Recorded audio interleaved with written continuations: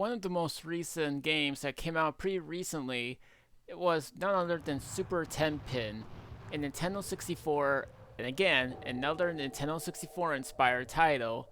But this one is also not only that, but it also taken some inspirations from another Nintendo 64 game, and a rare one too, known as Super Bowling, a 3D remake of the Super Nintendo game.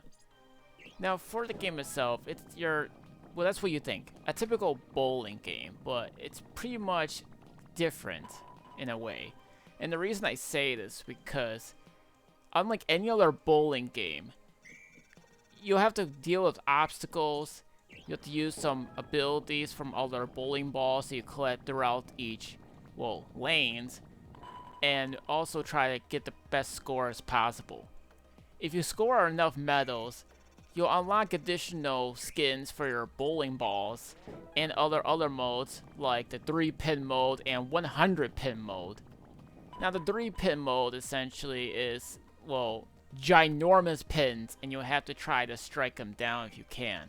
100 is basically 100, so if you guys play Wii Sports and whatever, then you probably know what I mean, since there's a huge ginormous pins that are all out there. But the game does give you the tutorial on how to play the game with the keyboard or the controller, but I just think it works best if you use the controller for the best experience.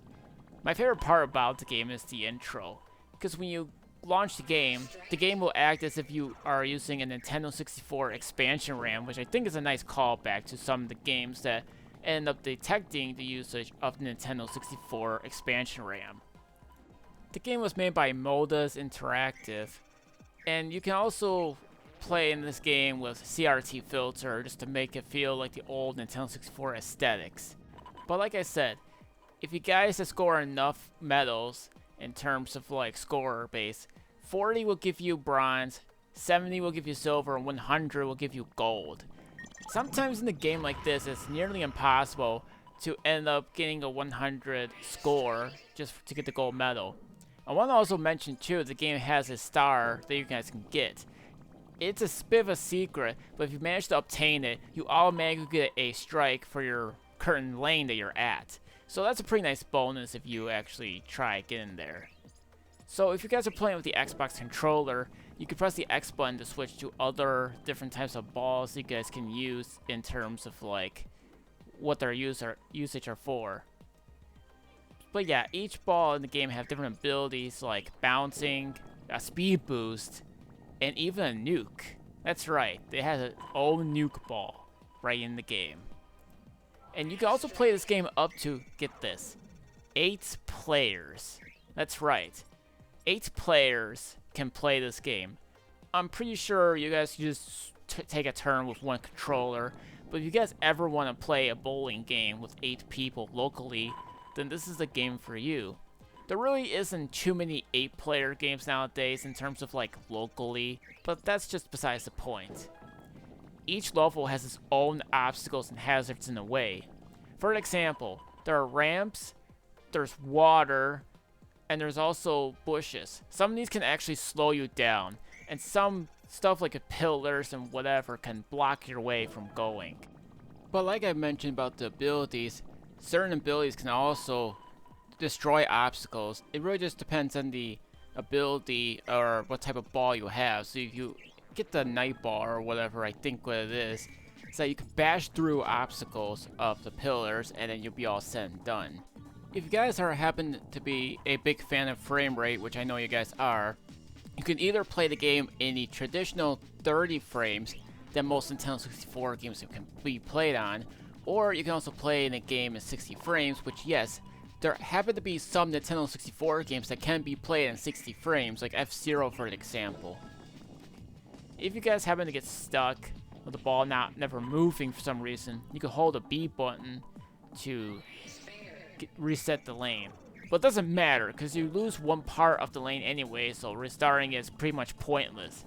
Might as well just pause the game and restart the whole thing if you feel like you haven't achieved that perfect score that you need. Now for the ball itself, here's where the Super Bowling game takes part. the UI in the game is pretty much identical to the game itself in terms of controlling the speed as to whichever one you want, and also the timing of when you want to let go of the ball. But unlike Super Bowling, there are no characters for you guys to control. And also for the game, when trying to do the bowling ball into the pins, you want to try to make sure you have the right speed, or at least try to get the right stuff, because if you guys don't get it perfectly, sometimes you might actually overdo it, meaning you might lose control of your ball, or if you go too slow, then you won't be able to score as much pins as possible, or you just can't get it at all because the obstacles decide to ruin it for you. But that's the thing, you guys gotta try to get the best scores you possibly can, but each hazard is always going to be in your way regardless of each level. Now there's 4 different worlds in the game itself, but each of them have at least 20 lanes each. But that's the thing, the more you practice in the game, the better you'll get. So you're gonna have to try to come up with some strategy in order to get some of the perfect score, or at least try to get different types of bowling ball abilities, so you could probably use them to get better into the game. But you can use the ability by pressing the A button on the controller at the right time. And also, getting the star secrets are pretty questionable at times. The price point in the game is $12, but if you want to get the game's soundtrack, you can also do that yourself as well for additional $5.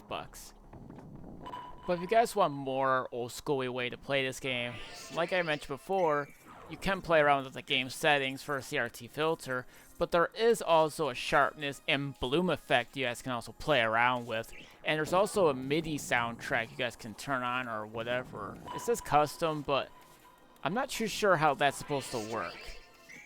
Sure, there isn't too many worlds in this game right now or anything, but there is a lot of challenge to try to get as much skins as possible in the game. And you can enable them into the options. You can go to the options, unlock, and then you can look around and see what type of skins you guys have in the game itself. And what's even strange is that you can also play as a bowling trophy as a skin, if that's enough to convince you to get this game.